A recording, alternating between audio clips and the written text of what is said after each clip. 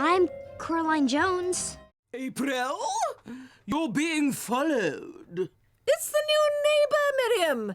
Caroline. Caroline what? Coraline. You see, Caroline, the problem is my new songs go oompa, oompa, but the jumping mice play only toodle-toot, like that. Toodle-toot is nice, but not so much amazing. So now I switch to stronger cheese and soon, watch out. Das Vidania, Caroline. Coraline.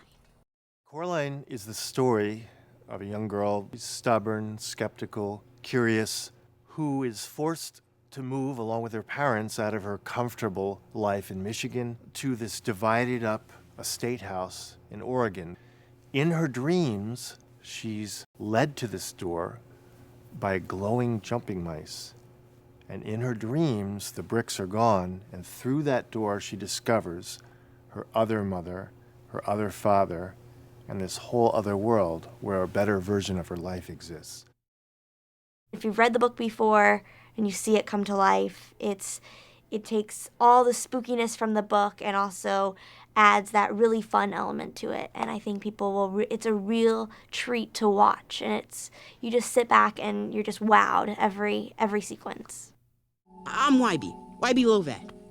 Wybie? Short for Wyborn. Not my idea, of course. When Coraline first meets Wybie, she thinks he's kind of a weirdo. He's stalking her and mistaking her name, and he's kind of annoying to her. But he's really kind of the only friend that she has, and even he is not being that great of a friend at the same time. So she's kind of hanging on to the good part about Wybie and then also being so annoyed at the bad part about him. Because that dowsing rod of yours, it's poison oak.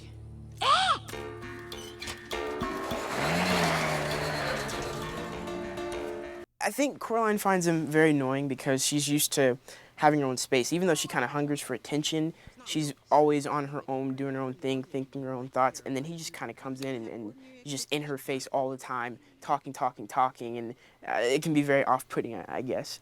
But she comes to, get used to it. I'm Wybie Lovat. Wybie? Short for Wyborn. Not my idea, of course. What'd you get saddled with? I wasn't saddled with anything. It's Coraline. Caroline what?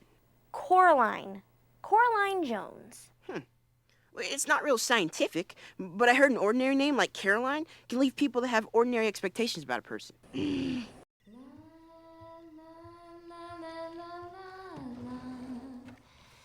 Mom? What are you doing here in the middle of the night? You're just in time for supper, dear. I play 3 different voices, so 3 different versions of characters. I play the mother, who is really tired and worn out, and like a lot of moms, I think will relate to her. When you have a lot of kids or too much is happening around the house, and so she's got a lot of pressure on her, but she's a good person. She's just worn out. That's mom. Then there's other mother, who is just surreally perfect and has just as sweet, sugary, I can do anything for you and I can make anything happen. And in a real way that I think Coraline really starts to think, this mother is better than my old crappy tired mother. And then I play, I guess what I call evil mother, which is really when the other mother starts to not get her way, her true colors get revealed, and she becomes quite monstrous.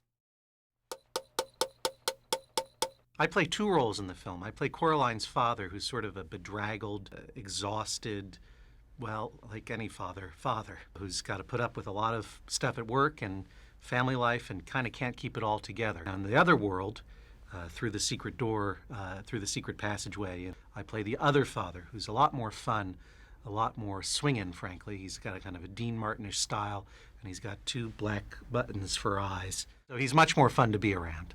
And consequently, Coraline starts spending more and more time over there in the other house with her other mother and father until she realizes that perhaps she shouldn't be. The moral of the whole story is there's no place like home.